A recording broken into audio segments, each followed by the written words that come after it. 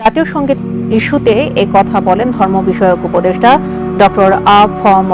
খালিদ হোসেন। সকালে রাজশাহী বিভাগীয় ইসলামী ফাউন্ডেশনে বিভিন্ন ধর্মাবলম্বী সুধীজনদের সঙ্গে মত বিনিময় সভায় এ কথা বলেন তিনি।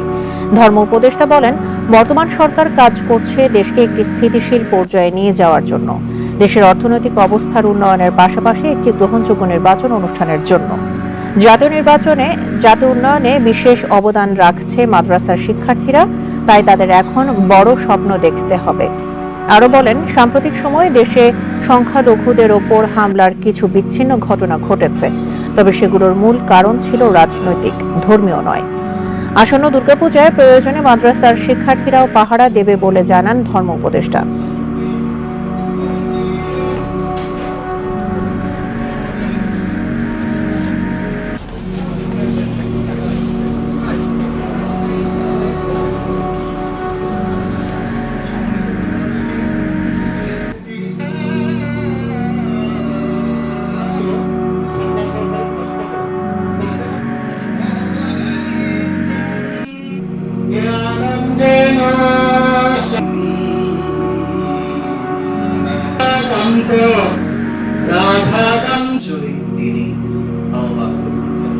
এগুলো একটা বিতর্ক সৃষ্টির প্রয়াস।